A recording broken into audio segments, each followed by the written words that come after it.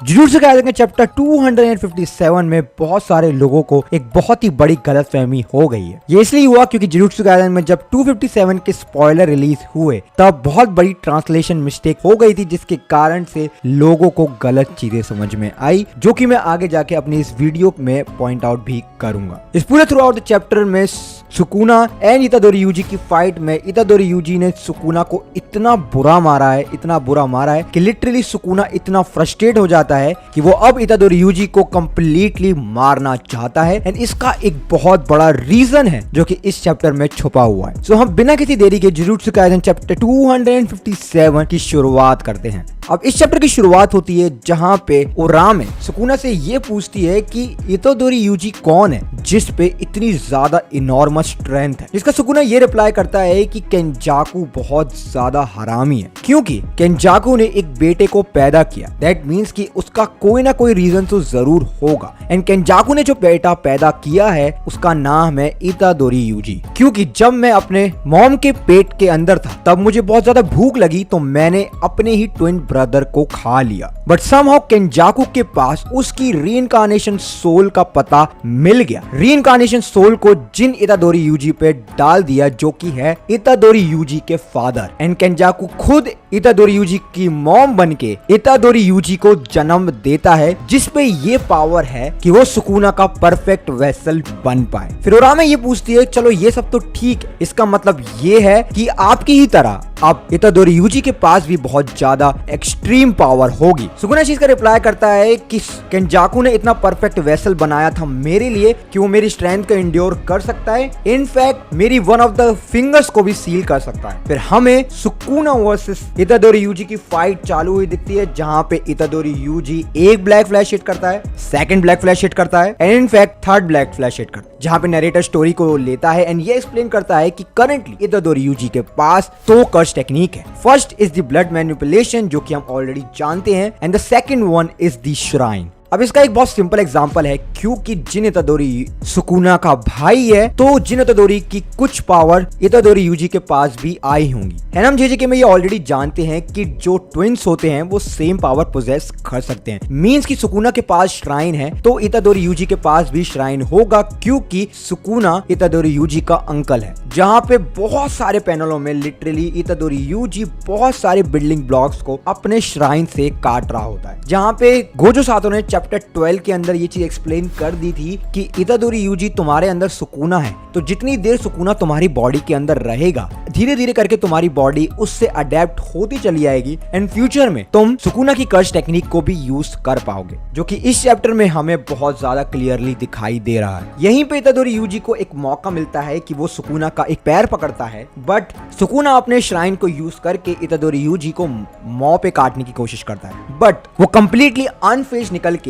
एक और black flash जड़ देता है। सुकुना के मन में ये ख्याल आता है कि भले ही इतादोरी यूजी मेरे श्राइन्स को यूज कर सकता है, बट अभी उस पे इतनी प्रैक्टिस ही नहीं है कि वो मेरी तरह इतने इफेक्टिव वे में यूज कर पाए। फिर इसके बाद हमें एक फ्लैशबैक दिखाया जाता है जहां पे इनो, गोजो एंड शोको से एक परमिशन मांग रहा होता है कि क्या मैं नानमी का कर्स टूल यूज कर सकता हूं। एंड वो इन सबसे इसलिए पूछ रहा होता है क्योंकि यही लोग नानमी के सबसे अच्छे दोस्त, जहां पे गोजो सातोरू ये कहता है कि तुम उसका कर्स टूल यूज कर सकते हो, इनफैक्ट तुम्हें हमसे पूछने की भी जरूरत नहीं है, क्योंकि नानमी ने सबसे ज्यादा ट्रस्ट तुम्हारे ऊपर किया है। जहां पे रायमन सुकुना दूर से ये नोटिस करता है कि इनो कोई कर्स टेक्निक को यूज करने वाला है एंड इनो एक ड्रैगन को समन कर देता है, बट उस ड्रैगन के समन होने के बाद सुकुना थोड़ा सा बैक ऑफ होता है एंड अपने स्लैशेस उस ड्रैगन पे भेज देता है। इनो जैसे ही ड्रैगन कट होता है, इनो पहुंच जाता है सुकुना को स्लैश करने से, वो भी उसके कर्स टूल से, बट सुकुना कंप्लीटली रेडी होता है एंड पीछे से इतादोरी यूजी आ जाता है एक और ब्लैक फ्लैश जड़ने के लिए, जहां पे वो इनो से डील कर लेता है, बट उसको एक और ब्लैक फ्लैश पड़ जाता है। इस बार ब्लैक फ्लैश पड़ने के बाद सुकुना बहुत ज्यादा फ्रस्ट्रेशन में आ जाता है। वो लिटरली ये कमेंट करता है कि ये बच्चा ऐसे ब्लैक फ्लैश यूज कर रहा है जैसे कि